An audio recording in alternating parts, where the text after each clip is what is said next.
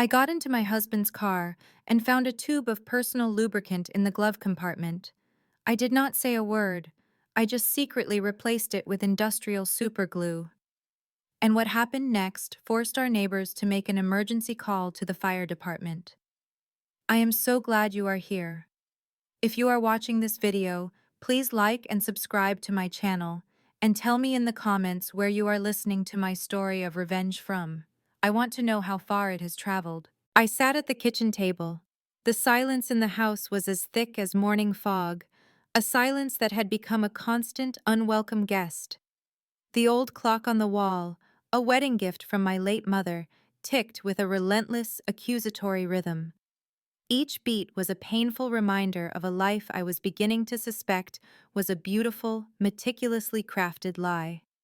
My husband, Julian, had just returned from one of his countless business dinners. He looked not merely exhausted, but haunted, as if he carried the weight of a secret too heavy to bear. His face was a map of fatigue and guilt, lines etched around his eyes and mouth that had never been there before. He tossed his jacket on the sofa with a weariness that felt performative, loosened his tie as if it were a noose he was desperate to escape, and collapsed onto the bed, the familiar springs groaning under his weight, without even bothering to shower. The faint scent of his expensive cologne hung in the air, but it was mixed with a new, alien fragrance, a sweet floral perfume that felt like an intrusion, a brazen confession from a life I did not know he was living. A few minutes later, the gentle hum of his snoring filled the house, a sound that once brought me comfort, but now felt like a mocking lullaby. A lullaby for a fool. I got up, moving with the quiet, practiced grace of a wife of 40 years, and began to tidy up the mess he had left in the living room: his jacket, his wallet, his cell phone, his old laptop. The phone screen was still on, a new email glowing like a sinister omen. I frowned. Julian never used email. He always said, "Juliet, all this tech stuff is too complicated. I would rather just make a call." But now, an email. It was right there in plain sight, a digital ghost from a life I did not know he was leading. Out of a morbid curiosity that felt both wrong and necessary, I opened it. The message was short, a mere handful of words that would shatter my world. "You were incredible tonight, Dad." It was followed by a red heart, a symbol of affection that pierced my own heart with a cold, sharp ache. I froze as if someone had slapped me, the digital world a cruel mirror reflecting a truth I was too terrified to see. Dad. The word echoed in my mind. Who was calling him that? And in such an intimate, affectionate tone. I swiped down, my thumb trembling, looking for more clues. But there was nothing. Just a strange email address, a jumble of meaningless characters that offered no answers, only more questions. A shiver ran through me, not from cold, but from a profound, bone-deep fear. It felt like a cold wind coming in through a crack in the door of my life, revealing a secret chamber I never knew existed. I glanced at the bedroom and saw Julian turn over with a sputtering snore, his face still and peaceful, a stark and infuriating contrast to the storm raging inside me. My heart pounded like a thief's, a frantic, guilty beat. I quickly put the phone back, my hands shaking so much I almost dropped it. I continued cleaning up, my movements now mechanical, robotic. I gathered his dirty clothes to take to the laundry. As I checked his pant pockets, I felt a folded piece of paper, crisp and new. It was a receipt from a fancy steakhouse in San Antonio, dated that very night. I frowned. San Antonio?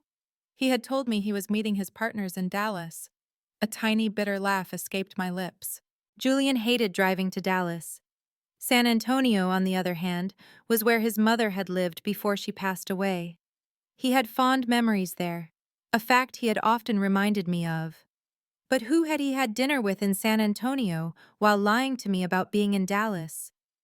The receipt showed a party of two, a bottle of expensive Cabernet Sauvignon, a wine he had bought me for our 10th anniversary, a wine I had never forgotten, and main courses of filet and pasta.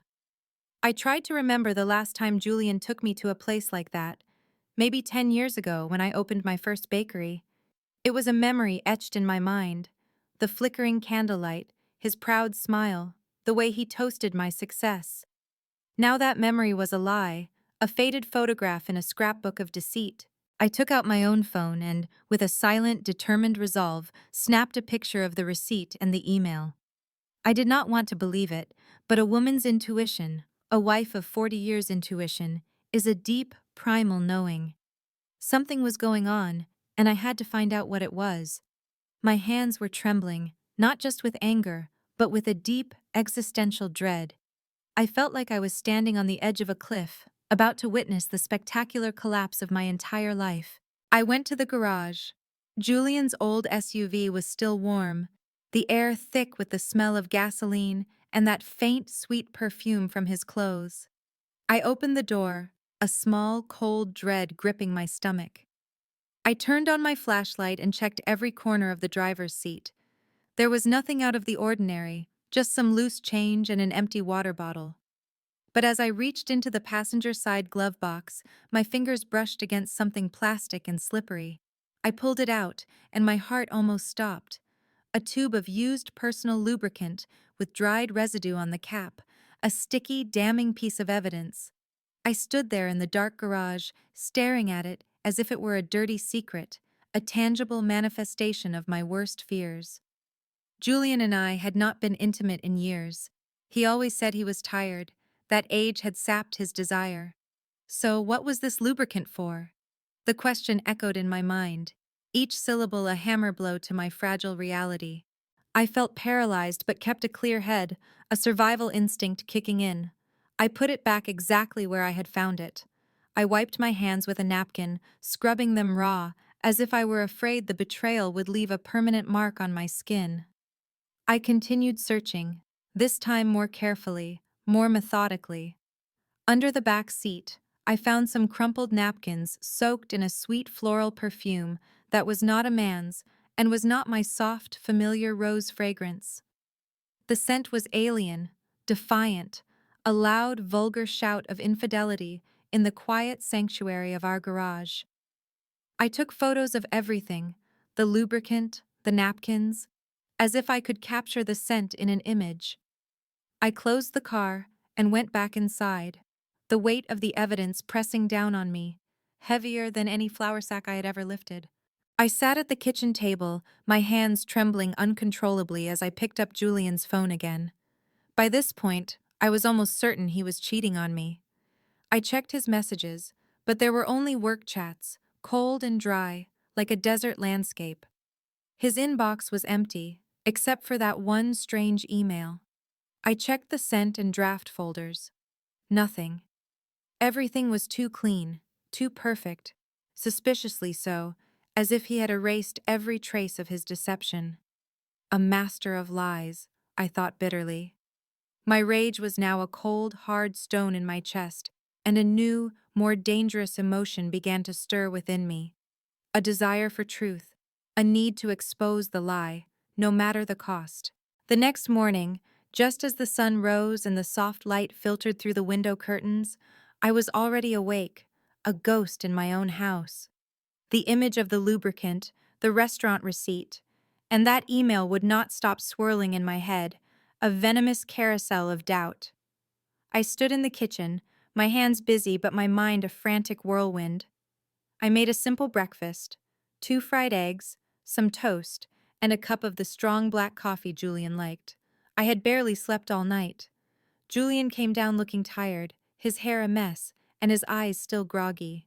He sat at the table, grabbed his coffee cup, took a sip, and set it down half full. "I have an important meeting today," he said in a husky voice, a rehearsed line he had used countless times before, without looking me in the eye. "I am sure I will be home late." He was so good at this, I thought. The easy lies, the casual tone, it made my blood run cold. I nodded with a strained smile, though all I wanted to do was scream, "Where is the meeting? With whom? In San Antonio again?" But I held back, my rage a silent fire, and simply replied, "All right, be careful." He got up, gave me a light pat on the shoulder, a gesture that felt more like an afterthought than a sign of affection, and left. The door closed, leaving the kitchen in silence, and me with a suspicion that was growing into a monstrous certainty. I cleared the table and washed the dishes one by one, the rhythm of the task a small anchor in the storm of my emotions. I could not just sit there inventing theories. I needed the truth, hard evidence. I picked up my phone and looked for the number for Mrs. Miller, a friend from years ago who had helped me so much when I first opened the bakery. She had once told me about a good private investigator who specialized in infidelity cases.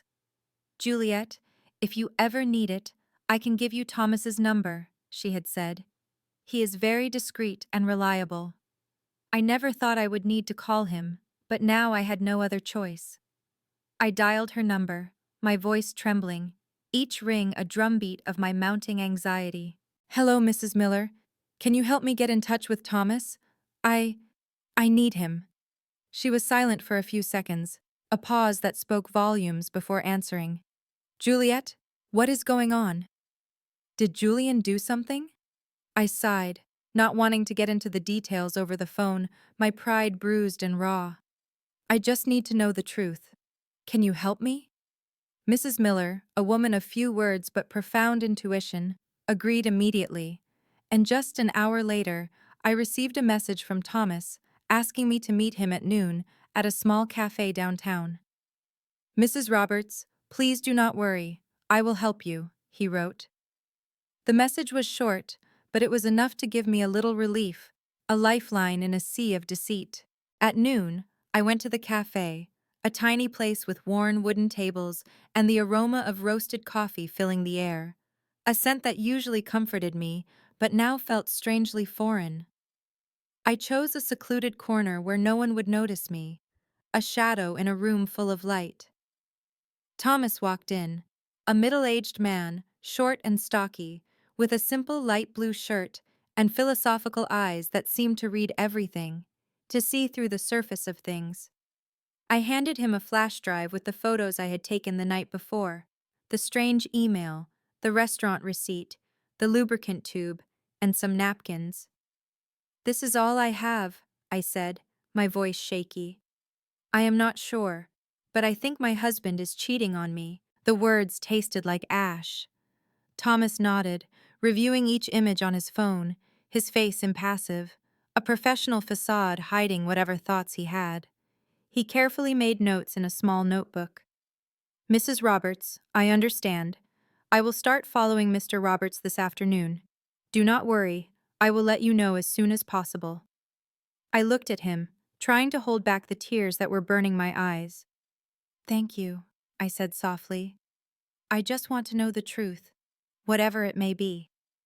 Thomas nodded with a compassionate look, a flicker of understanding in his eyes. "I will do my best. Go home, and do not do anything to arouse suspicion." I left the cafe and walked through the crowd, but I felt a loneliness I had never experienced before. 40 years of marriage, a lifetime built on a foundation of trust that was now crumbling beneath my feet. I had put all my trust in Julian. I always believed he was a family man, someone who would be with me through any difficulty. He was my rock, my anchor. And now here I was, hiring a stranger to follow my own husband. The irony was a bitter pill to swallow. I felt like I was in a bad movie, a character in a drama I never auditioned for. That night, as I sat in the bakery, the familiar scent of yeast and flour a constant soothing presence, going over delivery invoices, my phone vibrated. A message from Mr. Thomas. I opened it, my heart pounding a mile a minute, the blood roaring in my ears. It was a photo of Julian in the light blue shirt he often wore, entering a fancy restaurant, holding hands with a woman. I zoomed in on the image, and my heart stopped. It was Allison, my daughter-in-law. She was wearing a tight black dress with heavy makeup, intense red lipstick, and her hair down. They did not look like father-in-law and daughter-in-law, but like a couple on a date. Their bodies turned toward each other, a shared secret between them. I sank into my chair, my hand trembling as I held the phone. Allison, how was this possible? At family gatherings, she and Julian always acted distant, barely speaking to each other. I now realized it was a masterful act, a performance for my benefit. Mr. Thomas sent more photos. In one, they were sitting in a secluded corner, the table decorated with candles and flowers. Allison was leaning toward him, smiling, and Julian was toasting her glass with an oddly tender gaze. I saw the photo and felt a crushing pain in my chest. In 40 years, I had never seen him look at me like that. Not even when we were young, when I was that girl from San Diego with long hair and a radiant smile. He looked at me that way, a look of genuine adoration, of a love I thought was mine. Now it was hers. In the middle of the night, a video arrived from Mr. Thomas. The clock on the wall read 2 o'clock a.m. I put on my headphones, a desperate attempt to keep the secret contained, and pressed play, my hands so shaky I almost dropped the phone. In the video, Allison leaned close to Julian's ear, whispering something that made him laugh loudly, a sound that was a stranger to me. Her voice sounded sweet, her eyes sparkling under the restaurant lights. Then they got up and left, and Julian, ever the gentleman, opened the car door for her, as if she were a lady and he were her lover. I replayed the video again and again, a self-inflicted torture. Each time felt like another stab to the heart. Allison, my daughter-in-law, whom I had treated like my own daughter, whom I had taught how to make our family's traditional flan, and Julian, the man I had given my whole life to, with whom I had built a family. What were they doing behind my back? Behind Daniel's back? The questions were a tidal wave, threatening to drown me. I saved all the photos and the video to a flash drive, making a note of every detail. Date, time, place, even the name of the restaurant. My hands worked on autopilot, but my mind was in chaos. I did not want to believe it. I could not believe Julian and Allison were capable of something so low, so cruel. But the evidence was right in front of me, undeniable, a mountain of proof. I stayed in the bakery among trays of sweet pastries that smelled delicious, but I felt like my world was falling apart. I remembered the early days of the business, when Julian would help me carry sacks of flour, when we would laugh together in that little kitchen, our dreams as big as the sky. Now it all seemed like a distant memory, a beautiful lie I had lived for too long.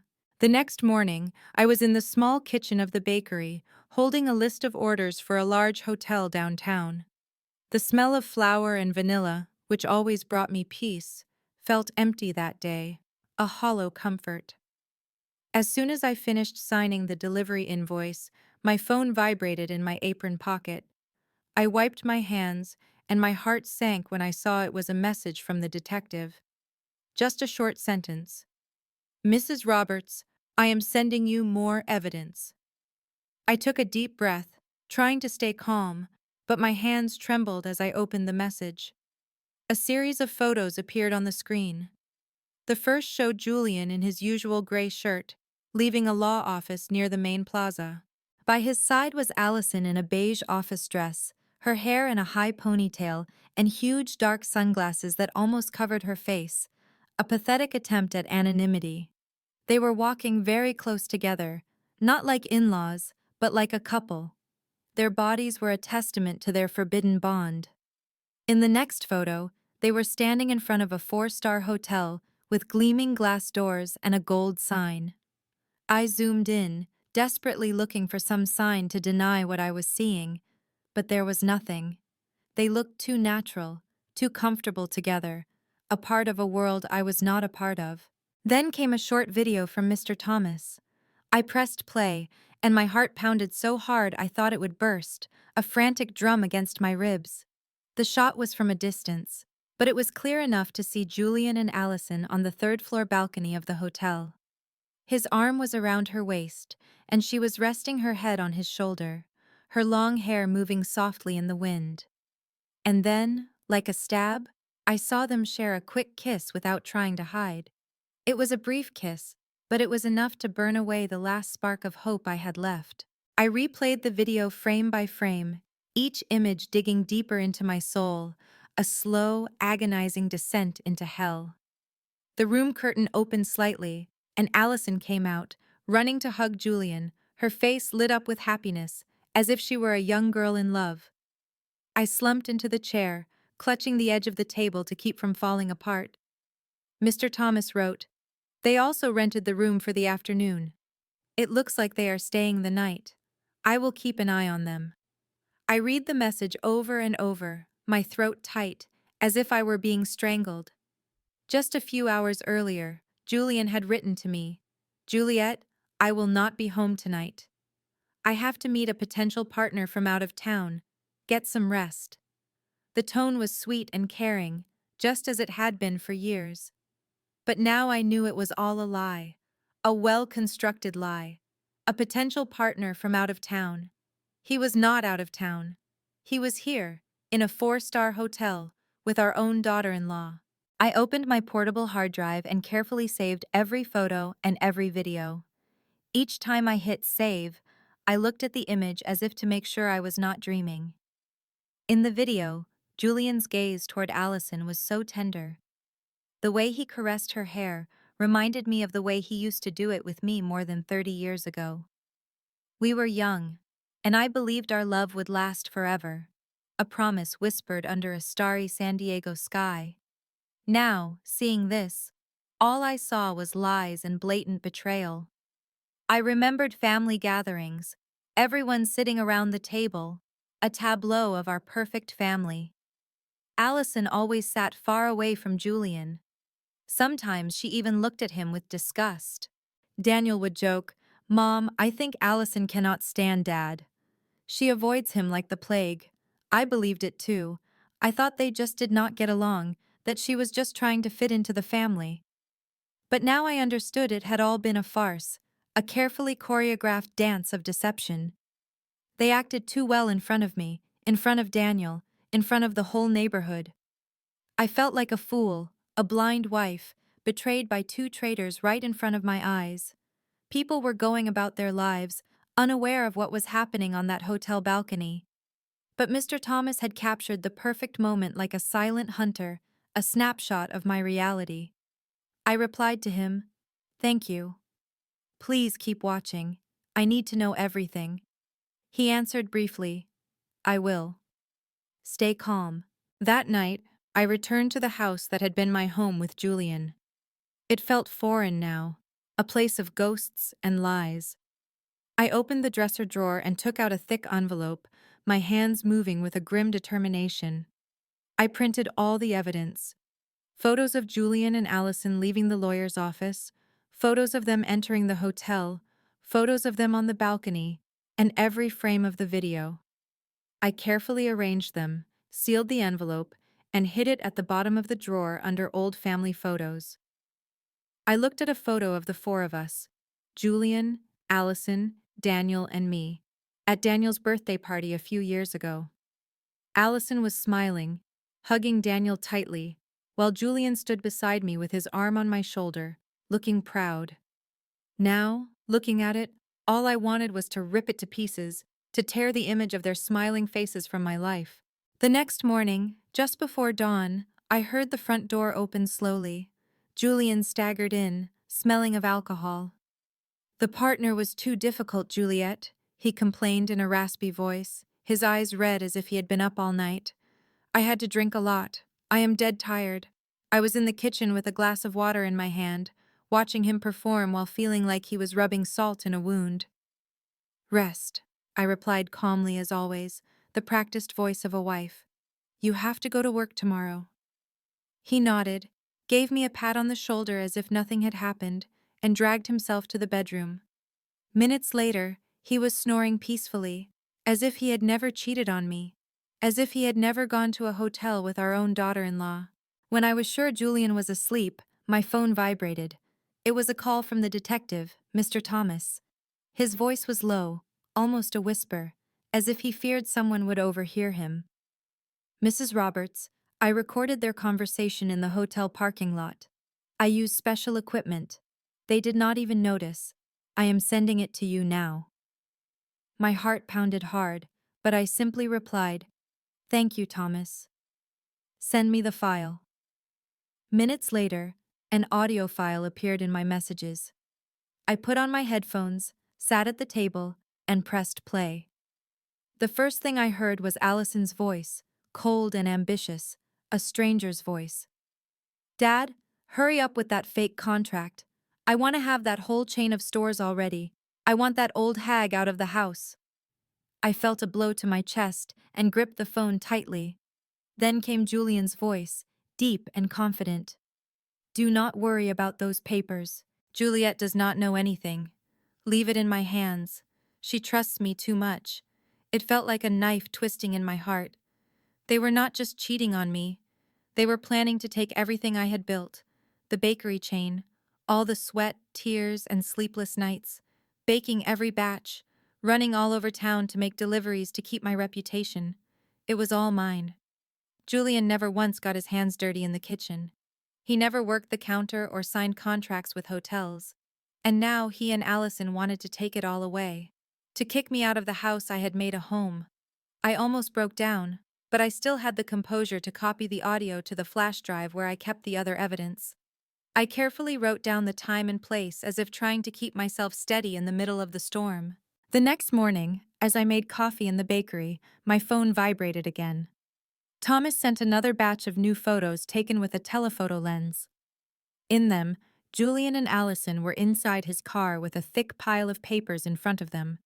Allison had a red pen and was marking the document intently. Julian, next to her, nodded and smiled as if he were in full agreement. Thomas wrote, I overheard something. It seems they want to use a contact at the notary's office to make the transfer. I will investigate further. I zoomed in on the photo. I could see the letters on the paper, though I could not read them. But I knew these were not normal work papers. They were planning to steal everything I had worked for, step by step.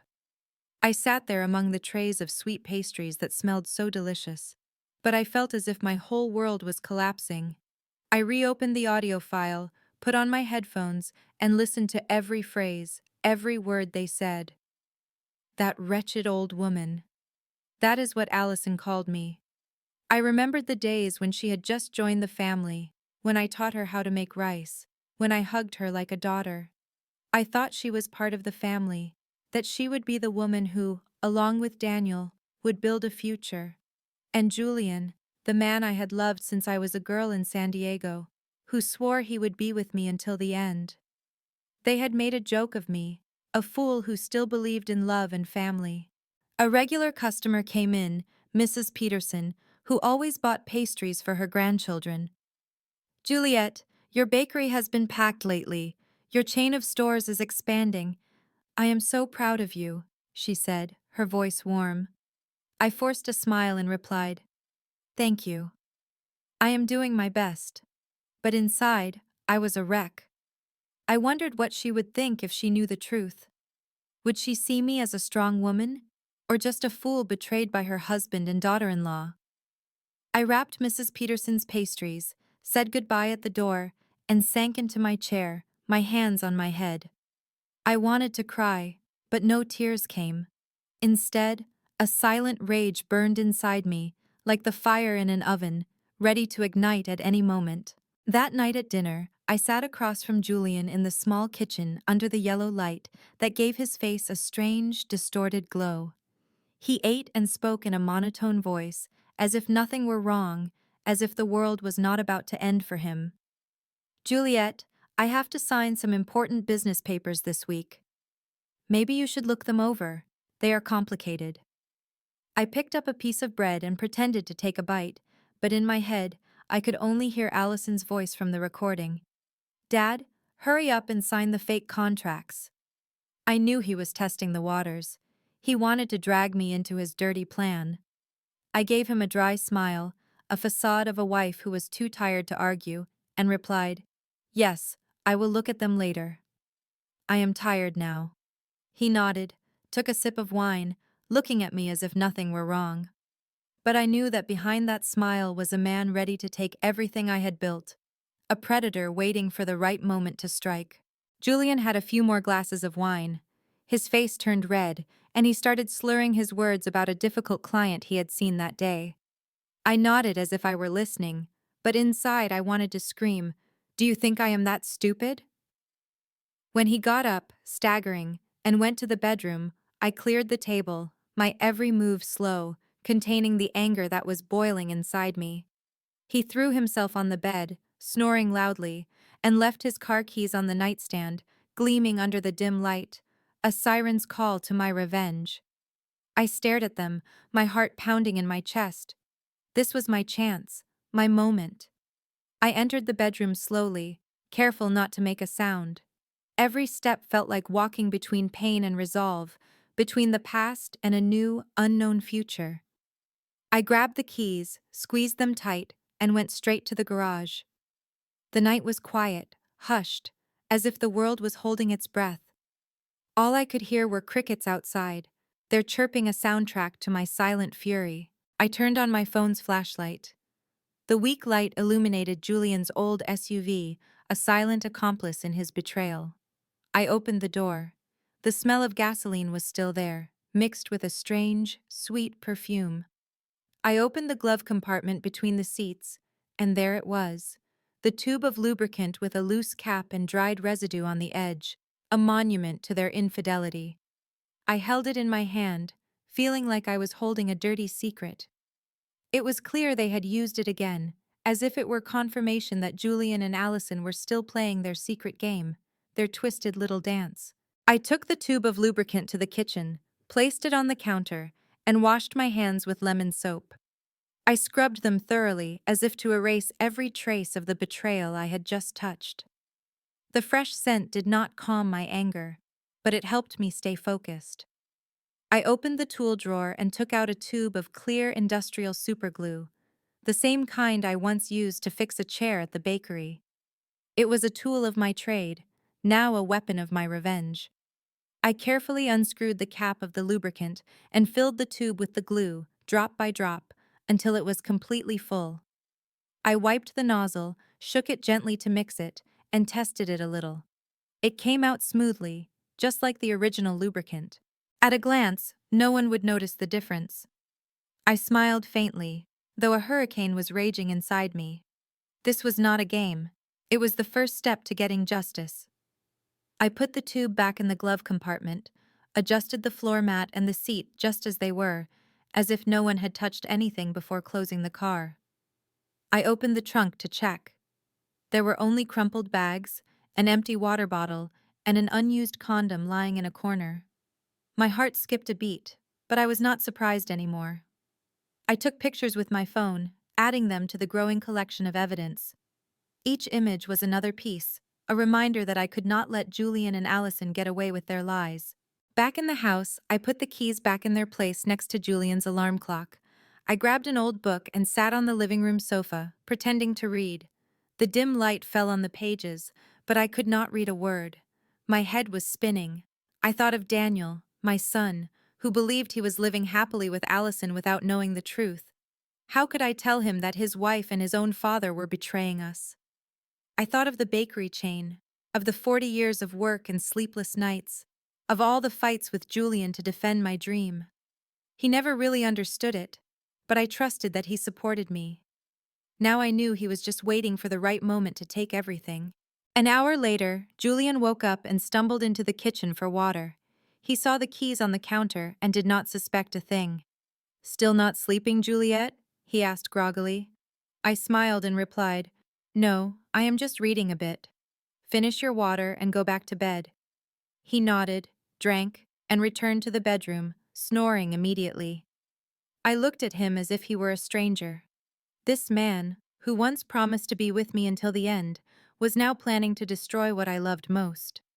But he did not know that I had already started my counterattack. At dawn, I got up. The sunlight was timidly entering through the bakery window. I was in my usual kitchen, kneading dough, preparing flans and sweet pastries for a large hotel order. I pressed the dough with all my might, channeling my rage into every movement. When I returned home for breakfast, I made an effort to keep a calm face. Julian was already up with a cup of black coffee in his hand. I served him eggs and toast. "Julian," I said calmly, "I have to travel to Nashville tomorrow to sign a contract with a new partner. I am sure I will be home late. Can you take care of dinner?" I watched him out of the corner of my eye. He looked up, surprised, but in his eyes, something was shining that was not concern. It was relief.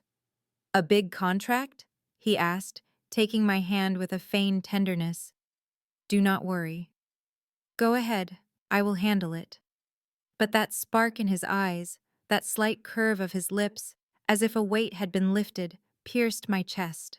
He wanted me to leave, and I knew exactly why. I smiled and nodded. Thanks, I will call you if I get back late. He took another sip of coffee. Then he got up, saying he had to get to the office early. As he left, I saw he had left his phone on the table, and the screen lit up with a missed call. The name that appeared was A.T. I frowned. My heart pounded. Allison Thomas. I was sure it was her. Before I could touch the phone, Julian came back, grabbed it in a hurry, and turned off the screen in front of me. I forgot it, he mumbled with a forced smile. And he was gone. I stood there watching the door close, feeling as if I had been slapped. He was not even bothering to hide it anymore. That day, I worked like a machine, delivering bread, signing invoices, and smiling at customers. But my mind was only focused on Julian and Allison. I could not let them continue their farce behind my back and Daniel's. I needed more evidence, to hear from their own mouths what they said when they thought no one was listening. That night, I pretended to be tired. I went to bed early and told Julian, I have to wake up early tomorrow to catch the bus, so I'm going to sleep. He nodded, gave me a pat on the shoulder. Rest, Juliet. Be careful on your trip tomorrow. I lay down and closed my eyes, but I sharpened my hearing, attentive to every sound in the house. Close to midnight, when Julian's snoring stopped, I heard him get out of bed quietly. The faint light from his phone shone in the darkness. He left the room with his phone, thinking I was asleep. I stayed still, my heart pounding. Then I slowly got up and followed him on tiptoe. I hid behind the thick living room curtain and saw him standing in a dark corner near the window. He put the phone to his ear and spoke softly. Yes, of course. Come over to the house tomorrow. We will not have to go to a hotel anymore. Juliet has to leave town to sign a contract, and she will be back late. I heard a soft giggle from the other side, Allison's sweet voice. That is great, Dad. Finally, we can relax. Julian laughed, replying, Yeah, come early. I will be waiting. I stood there behind the curtain, feeling my blood boil. They were not just cheating on me, they were planning to turn my house, my son's home, and mine into their meeting place. I returned to the bedroom in silence, opened a drawer, and took out Daniel's old recorder, the one I bought him for college to record his classes. I checked the battery, put in a new one, and turned on continuous recording. I hid it behind the bookshelf in the bedroom, next to the headboard, certain it would capture everything. I carefully adjusted the cable and covered it with a family photo frame, the photo of the four of us at Daniel and Allison's wedding. Looking at it, I felt a bitter taste. Allison's smile, Julian's hug. Now, they were all lies. Before going back to bed, I checked again that the recorder was working. I placed the photo frame just right to hide the cable. Then, I lay down, pretending to be asleep. Julian came back to the bedroom, threw himself on the bed, and snored as if nothing were wrong. But my eyes were wide open in the darkness, more awake than ever. I reached for the clock and set the alarm for earlier than usual. I closed my eyes, but not to sleep. I was ready for the next step of my plan. I woke up at 5 o'clock in the morning when it was still dark. Only the faint light from the streetlights was coming through the window. The house was silent. All I could hear was Julian's steady snoring from the bedroom. I was in the kitchen with a cup of cold coffee in my hand, staring at the skillet of oil that was already on the stove. It was the last step of my plan, a simple smoke trap, but enough to expose the truth. I tied a thin string to the stove's igniter. I ran it over to the window and attached it to a heavy object, an old coffee can I found in the cabinet. All I had to do was pull it from a distance, and the flame would ignite the oil, creating thick black smoke, enough to alarm the neighbors. I opened the window by the stove a little so the smoke could get out. Then I tested it once. The smoke rose quickly, forming spirals like a warning. I turned it off immediately, checked everything again, and made sure not to leave any trace that might make Julian suspicious. I put on a jacket, grabbed my large purse, and pretended to be leaving for my trip. Before I left, I went into the bedroom and gently shook Julian. "I have to go to the bus station right now," I said in a calm voice. "I am going to sign a contract. I will probably be back late tonight." He opened his eyes and, in a sleepy voice, replied, "All right, be careful, Juliet. Call me if you need anything." Then he buried his face in his pillow and went back to sleep. I looked at the man I once loved and trusted. Now lying there, unaware of the trap waiting for him, I turned away, my heart heavy but my legs steady. Instead of going to the station, I went across the street to Mrs. Peterson's house. She was my neighbor and my friend. She opened the door and looked at me, worried, when she saw my purse. "Juliet, what are you doing up so early?" "Is something wrong?" she asked with affection. I forced a smile. "Mrs. Peterson, can I stay here for a few hours? I I need to watch my house." She frowned but did not say anything else. She poured me a hot cup of coffee and gave me a chair by the window. From there I could see the entrance to my house where Julian and Allison would enter and where the truth would be revealed. Around 10 o'clock, a taxi pulled up in front of the house. Allison got out, wearing a light floral dress and dark sunglasses, as if she were afraid someone would recognize her. Julian opened the door, looked around in a hurry, and quickly ushered her inside. I gripped my coffee cup tightly, my heart pounding in my chest. "It is time," I murmured, and turned on the app on my phone connected to the hidden recorder I had left in the bedroom. The sound started coming through my headphones. Allison's laughter, the clinking of glasses, heavy footsteps. Then I heard Julian's deep voice. "All right, we do not have to hide in a hotel anymore."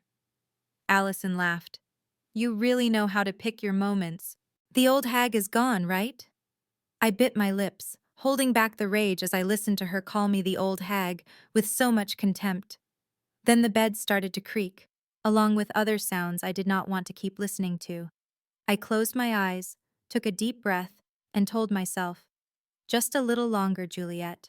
Just a little longer." A few minutes later, suddenly, Allison screamed, "What the hell is this?" "We are stuck." Her voice was filled with panic, almost sobbing. Julian growled, "Shut up!" "Wait, let me see." I smiled.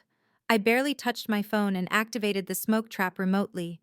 The string pulled hard, the stove ignited, the skillet of oil caught fire. Black smoke billowed out of the kitchen window in thick spirals, spreading outside like an alarm signal. Mrs. Peterson gasped. She looked out the window. "Juliet, your house is on fire." I pretended to be scared, but inside I felt strangely calm. Neighbors started coming out into their yards, shouting, "Juliet's house is on fire! Call the firefighters." A man nearby, Mr. Miller, quickly took out his phone and called the city fire department. I stayed there, holding my coffee cup tightly, my eyes fixed on my house. Everything was going according to plan. In my headphones, Allison's voice sounded more and more desperate. "Julian, do something! I cannot move." Julian's voice roared, "Do not scream." "I am trying," but I knew they could not do anything. The industrial superglue I had swapped was already at work, leaving them trapped at their most humiliating moment.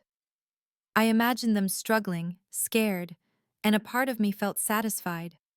Not because I was cruel, but because they had pushed me to this. They wanted to take my bakery, my family, even my honor. Now I would make them pay. I looked out the window. The smoke continued to rise, getting thicker. The neighbors were crowding together, yelling in a panic. "What is going on?" someone asked. "Where is Juliet?" "She went out of town for work." "That is what I heard," another replied. Mrs. Peterson, standing next to me, looked at me with suspicious eyes but did not say anything.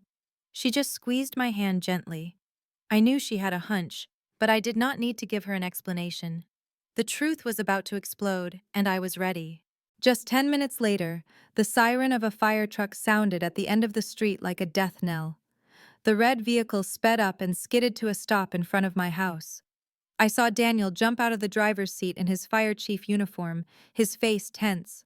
My son shouted in a firm voice, "Get the equipment ready quick!" There might be people inside. I looked at him and felt a sharp pain. My son, always so proud of his family and his parents. Now he was about to face the cruelest truth. I wanted to run and hug him and say, "I am sorry, Daniel." But I had no other choice. I stayed still, letting everything take its course.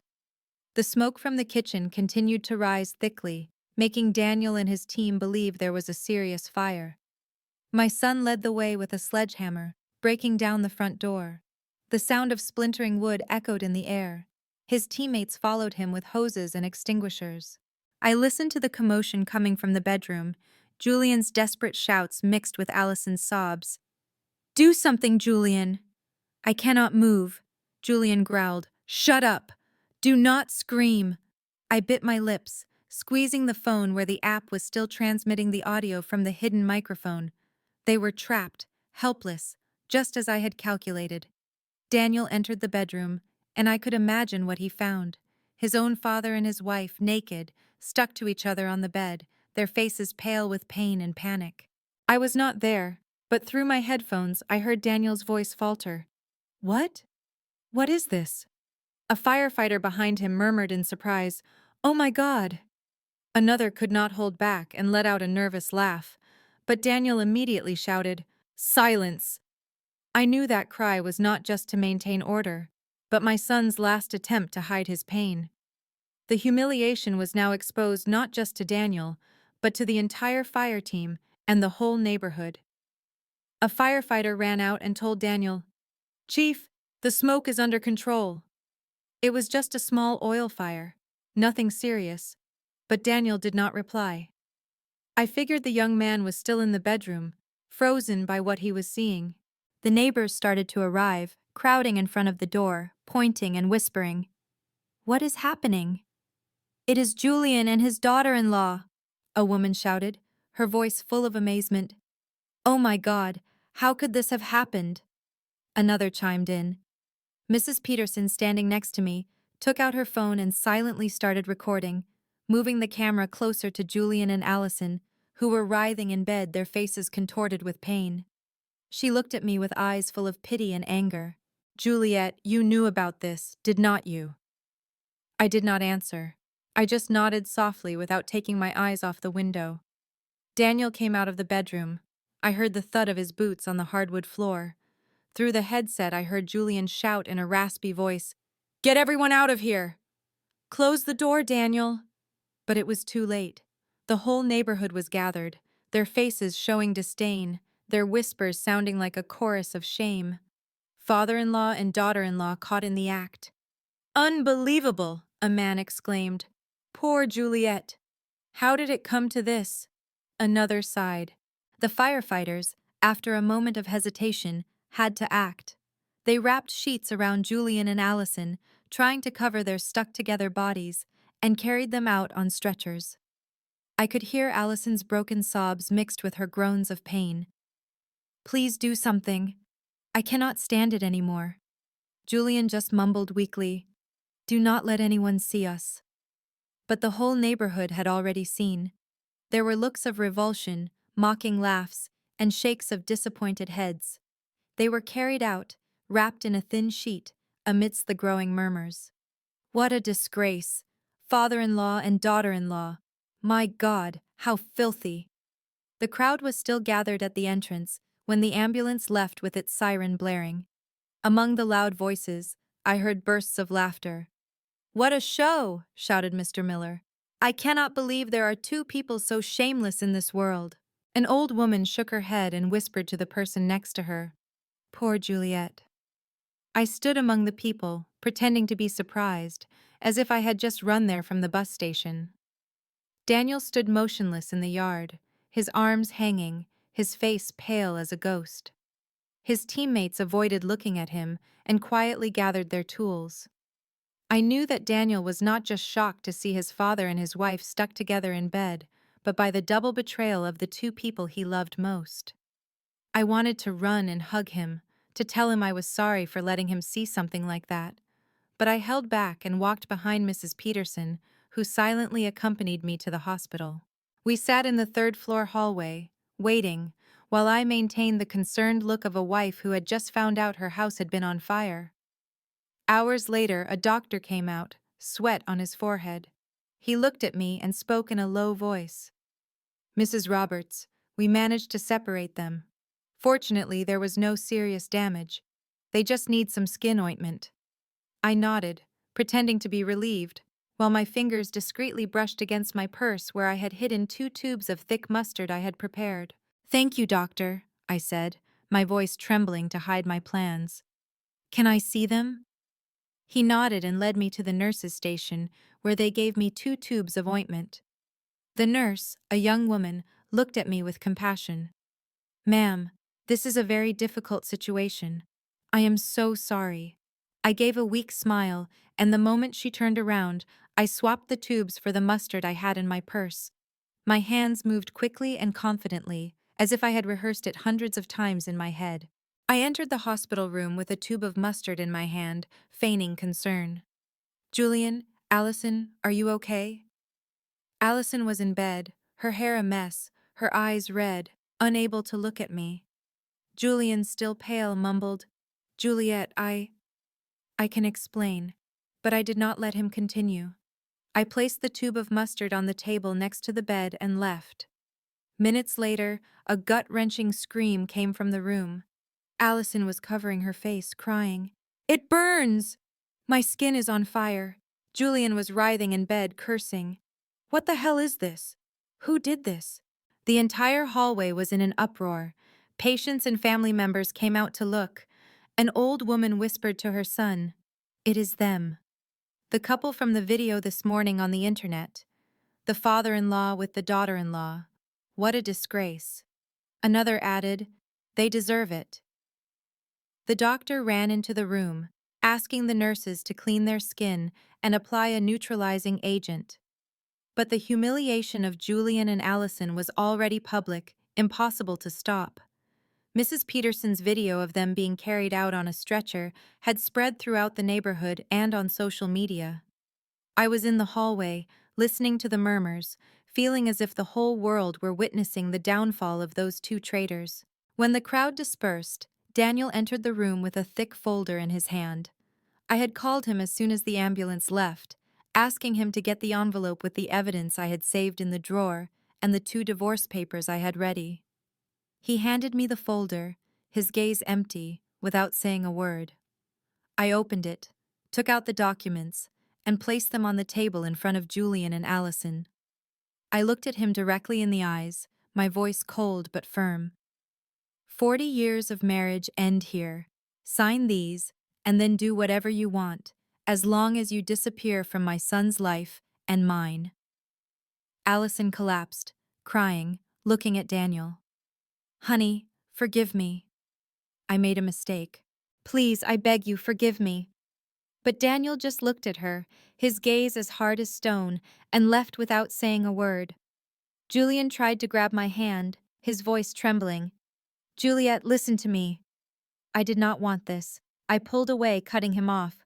"Do not say anything else, Julian. You chose this path." He yelled desperately, "Juliet, please!" But the nurse came in and warned, "Be quiet. This is a hospital." I turned and walked away without looking back. In the hallway, I saw Daniel leaning against the wall, his head in his hands. I walked over and put my hand on his shoulder, but he did not lift his face. "Mom," he whispered, his voice broken. "Why did it have to be Dad? Why her?" I did not answer. I just hugged him tightly, sharing his pain with my own.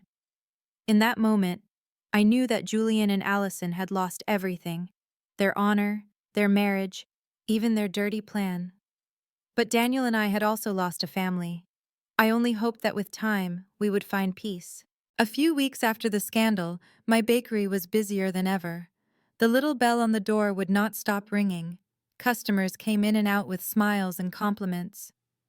"Juliet, you are so strong," Mrs. Peterson said, holding a bag of freshly baked flan. "The whole neighborhood is proud of you for how you defended your family business amidst all that filth." I smiled and thanked her. People supported me. They called me a strong woman, but only I knew that strength came from the broken pieces of my heart. Every time I looked at the oven where I had worked with sweat and tears for 40 years, I remembered Julian and Allison, who wanted to take everything from me but failed. And I am still here, with my bakery, with Daniel, and with a new life. Daniel moved in with me right after that day. He did not talk much about what had happened, but I noticed the change. He was not the cheerful, always laughing Daniel he used to be. His eyes now looked deep, as if they carried a wound that would not heal. "Mom, I want to stay here for a while," he told me the first night as he came in with his suitcase. "I am going to help you run the bakery, talk to clients, whatever you need." I hugged him. I felt the warmth of the son I had raised, and just nodded without asking anything. I knew Daniel needed time, and so did I. Every morning we opened the bakery together. I prepared the oven and arranged the trays, and Daniel reviewed invoices and called hotels and restaurants. "Mom, the Grand Hotel wants to increase their sweet pastry order for next week," he called out to me from the cash register, his voice calm but without its usual brightness. "All right," I replied. "Confirm the order." "I will prepare more dough." These simple moments gave me a peace I had not felt in years. There were no more fake looks from Julian, no more sweet and calculating voice from Allison. It was just Daniel and me, taking care of what we still had. Dinners were just the two of us now. We sat face to face in the small kitchen, eating simple meals. Sometimes rice with beans and chicken, sometimes just bread with coffee. "Mom, can you make me some flan this weekend?" he asked me one night with a faint smile, the first I had seen since the scandal. "All right," I replied, relieved. "But you have to help me stir the caramel." He nodded. And in that moment, I felt that we were slowly but surely recovering. I started making time for myself, something I almost never did in 40 years. I joined a cooking club at the community center, where women my age shared recipes and told their stories. "Juliet, you make the best flan in the neighborhood," a woman told me, laughing, when I brought a tray. I replied, smiling, "It is a little trick I learned back in San Diego." I also started going to church on weekends. I would sit in silence with the light of the stained glass windows on my face and pray, not for Julian or Allison, but for Daniel, for myself, so that we would find the strength to move forward. Sometimes I would go for walks with Mrs. Peterson in the town square, listening to her talk about neighborhood gossip. "You know, Juliet," she would say, her eyes shining, "everyone is still talking about Julian and Allison, but they say you are the one who won." I just smiled without answering. I won, maybe. But the price was losing my whole family. Daniel also started to change. He became less quiet and began telling me about his work as a firefighter. "We put out a fire at the market yesterday," he told me one night as we ate dinner. "It was really dangerous, Mom. But luckily, no one got hurt." I listened to him, my heart filled with pride. "Please be careful," I said, my voice trembling. "You are all I have left." Daniel looked at me with tenderness. "Do not worry, Mom. I will never leave you alone." Those words were like medicine. They gave me back the faith that even though I had lost so much, I still had my son, who would always be with me. One afternoon, while the bakery was full of customers, I sat at the cash register, watching the movement in the street. The bell on the door rang non-stop. The smell of sweet bread filled the air. I looked at the trays of flan and pastries and thought about the entire journey. I had built this bakery with my own hands, from a girl in San Diego to a woman who knew how to endure. Julian and Allison wanted to take everything from me but failed. I kept my bakery, I kept Daniel, and most importantly, I kept myself. Did you like my story? And which city are you listening from? Let's meet in the comments. If you like the story, you can support me by sending us super thanks so I can keep bringing more stories like this. Thank you so much for your sweet support. I am looking forward to your comments on the story. On the screen, you can see 2 new life stories that I highly recommend. There is so much more on my channel. Do not forget to subscribe. See you in the next life story. With love and respect.